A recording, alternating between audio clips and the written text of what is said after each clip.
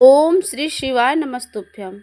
आज सावन मास महात्म्य में रसपान करेंगे हम इन 12 ज्योतिर्लिंगों में महाकालेश्वर ज्योतिर्लिंग और केदारेश्वर ज्योतिर्लिंग की कथा के बारे में। इसके पहले अगर आप चैनल पर नए हैं तो चैनल को सब्सक्राइब कर दीजिएगा और अगर कथा अच्छी लग जाए तो वीडियो को लाइक कर दीजिएगा। तो चलिए हम आज रसपान करेंगे। आज हम रसपान करेंगे महाकालेश्वर ज्योतिर्लिंग की कथा के बारे में। तो चलिए कथा सुनते हैं। महाकालेश्वर ज्योतिर्लिंग का मंदिर उज्जैन में स्थित महाकालेश्वर ज्योतिर्लिंग में वैसे तो पूरे साल ही भक्त दर्शन के लिए आते रहते हैं, लेकिन सावन के महीने में ये भीड़ दुगनी हो जाती है। यह ज्योतिर्लिंग मध्य प्रदेश के उज्जैन नगर में है। पूर्णशालिला शिप्रा नदी पर स्थित उज्जैन प्राचीन काल में उज्जैनी के नाम से विख्यात था। इसे अवंतिकापुरी भी कहते हैं और ये भारत के परम सप्तपुरियों में से एक मानी जाती है। पौराणिक कथाओं के अनुसार प्राचीन काल में उज्जैनी में राजा चंद्रसेन राज्य करते थे। वह परम शिव भक्त थे। एक दिन श्री कर नाम का 5 वर्ष का बालक अपनी माँ के साथ उधर से जा रहा था। राजा को शिव पूजा करते देख वह बालक बहुत ही हैरान और उसके मन में कौतूहल उत्पन्न हुआ। वह स्वयं ही उसी प्रकार की सामग्री से भगवान शिव का पूजन करने के लिए उत्साहित हो उठा, लेकिन सामग्री का साधन ना जुटा पाने पर लौटते समय उसने रास्ते में पत्थर का एक टुकड़ा उठा लिया। घर आकर उसी पत्थर को शिव जी के रूप में स्थापित कर फूल चंदन और बहुत श्रद्धापूर्वक उनकी पूजा करने लगा। जब उनकी माता उन्हें भोजन करने के लिए उन्हें बुलाने आई तो वह पूजा छोड़कर उठने के लिए किसी भी प्रकार को तैयार नहीं हुआ। अंत में उनकी माता ने चिल्लाकर पत्थर का वह टुकड़ा उठाकर दूर फेंक दिया। नादान बालक अपनी माता की इस बात से बहुत दुखी होकर जोर जोर से रोकर भगवान शिव को पुकारने लगा। रोते रोते अंत में मूर्छित होकर वहीं धरती पर गिर पड़ा। बालक की एक नन्हे से नादान बालक की अपने प्रति ऐसी अटूट भक्ति श्रद्धा प्रेम देखकर भोलेनाथ अत्यंत प्रसन्न हो गए। वह बालक जैसे ही होश में आकर नेत्र खोले तो उसने देखा कि उसके सामने एक बहुत ही भव्य अति विशाल स्वर्ण और रत्नों से बना हुआ मंदिर खड़ा हुआ था। उस मंदिर के अंदर बहुत ही प्रकाशपूर्ण भास्कर तेजस्वी ज्योतिर्लिंग खड़ा है। वह बालक प्रसन्नता और आनंद से विभोग होकर भगवान शिव की स्तुति करने लगा। माता को जब यह समाचार मिला तो वह दौड़कर अपने प्यारे लाल को गले से लगा लिया। धीरे धीरे उस जगह पर भारी भीड़ जुट गई। इतने में उस स्थान पर हनुमान जी आ गए और हनुमान जी कहने लगे कि मनुष्यों, भगवान शंकर शीघ्र ही फल देने वाले देवताओं में से सर्वप्रथम है। इस बालक की भक्ति से प्रसन्न होकर इसे ऐसा फल प्रदान किया है जो बड़े बड़े ऋषि मुनि करोड़ों जन्मों की तपस्या में भी प्राप्त नहीं कर पाते। इस गोप बालक की 8वीं पीढ़ी में महाधर्मात्मा नंद गोप का जन्म होगा। द्वापर युग में भगवान विष्णु कृष्ण अवतार लेकर उनके यहाँ तरह तरह की लीलाएं करेंगे। हनुमान जी ऐसा कहकर अंतर ध्यान हो गए। मान्यता है कि तभी से इस ज्योतिर्लिंग को महाकालेश्वर ज्योतिर्लिंग के नाम से पूजा जाने लगा। महाकालेश्वर ज्योतिर्लिंग के बारे में एक और भी कथा है। इस कथा के अनुसार किसी समय अवंतिकापुरी में वेद पाठी तपोनिष्ठ नामक एक तेजस्वी ब्राह्मण रहता था। एक दिन दूषण नाम का एक अत्यंत अत्याचारी असुर उनकी तपस्या में विघ्न डालने के लिए आया। ब्रह्मा जी से वरदान प्राप्त कर वह बहुत शक्तिशाली हो गया था। उसके अत्याचारों से चारों तरफ त्राहि त्राहि मची हुई थी। ब्राह्मण को कष्ट में पड़ा देख प्राणी मात्र का कल्याण करने के लिए वहां पर भगवान प्रकट हुए और उन्होंने एक हुंकार मात्र से उस अत्याचारी दानव को वहीं पे जलाकर भस्म कर दिया।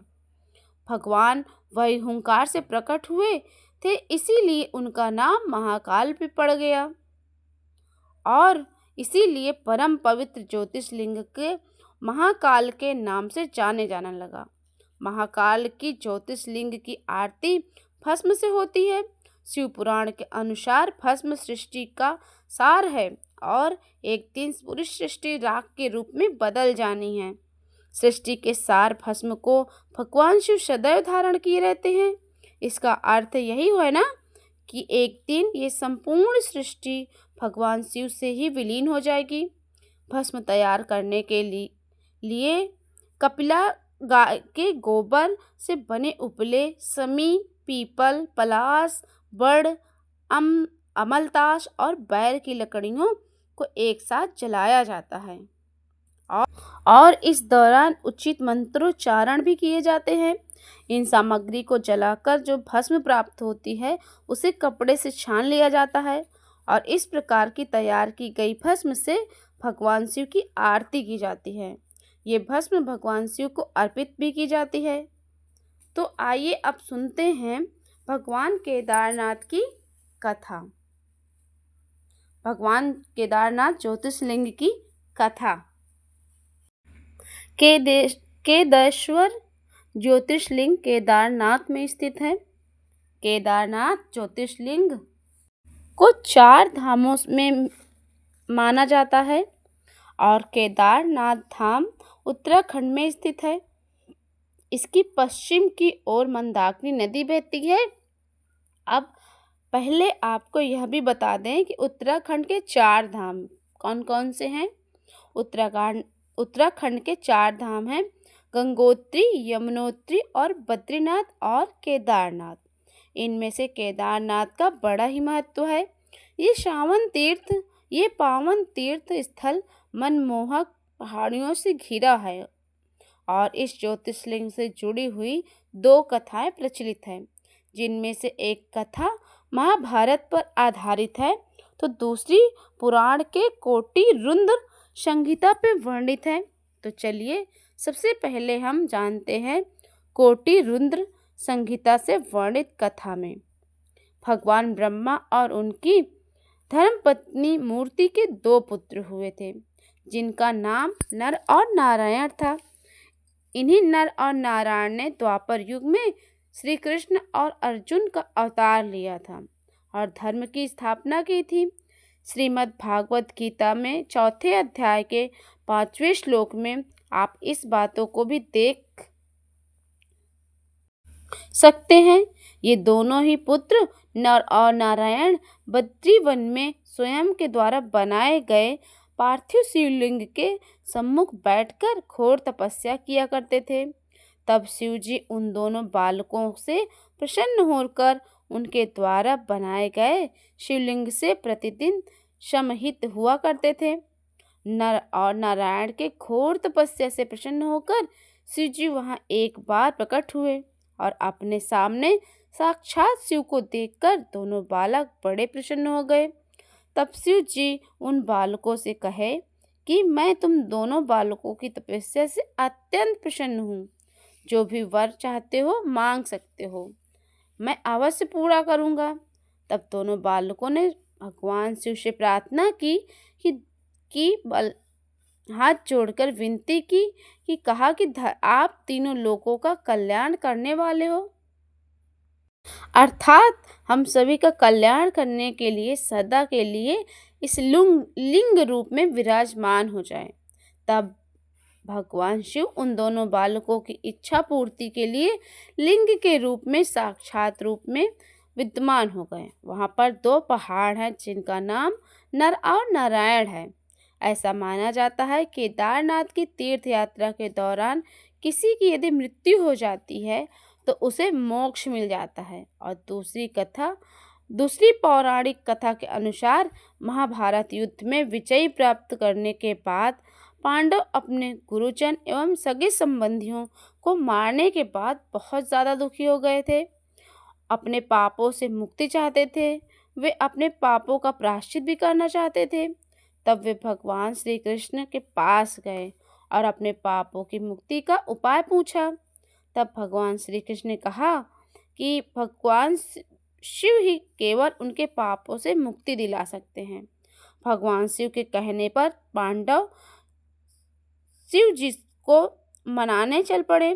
पांडवों द्वारा अपने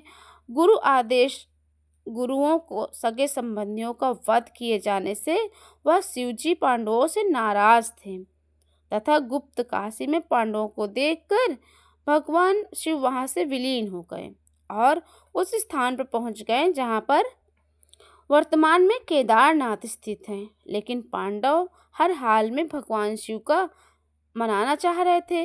वे भी भगवान शिव का पीछा करते करते केदारनाथ पहुंच गए।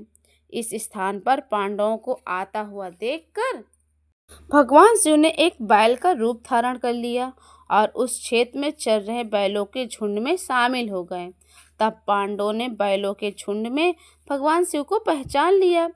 तब भगवान शिव जी बैल के रूप में ही धरती में समाने लगे। भगवान शिव को बैल के रूप में धरती में समाता देख भीम ने कमर से कसकर उन्हें पकड़ लिया।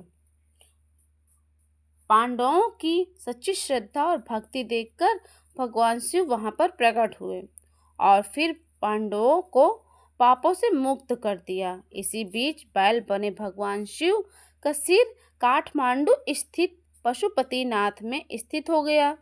इसीलिए केदारनाथ और पशुपतिनाथ को मिलाकर एक ज्योतिषलिंग भी कहा जाता है। केदारनाथ में बैल के पीठ में रूप में पूजा की जाती है और पशुपतिनाथ में बैल के सिर के रूप में शिवलिंग की पूजा की जाती है। केदारनाथ में पहुंचकर वहां प्रेम पूर्वक केदारेश्वर की पूजा की जाती है और वहां का जल यदि कोई मनुष्य मानता है पी लेने के बाद वह मनुष्य पुनर्जन्म नहीं होता, अर्थात बार बार जीवन मरण के बंधन से नहीं बंधना पड़ता। ऐसे मनुष्य को मोक्ष मिल जाता है। तो ये कथा यहीं पे समाप्त हो रही है। आप इसी तरह हमारी कथाओं को सुनने के लिए हमारे चैनल को सब्सक्राइब करना बिल्कुल मत भूलिएगा और अगर कथा अच्छी लग जाए तो वीडियो को लाइक कर दीजिएगा। तो मिलते हैं इसी तरीके का कथा और अध्याय के लिए। तो तब तक के लिए ओम श्री शिवाय नमस्तुभ्यम।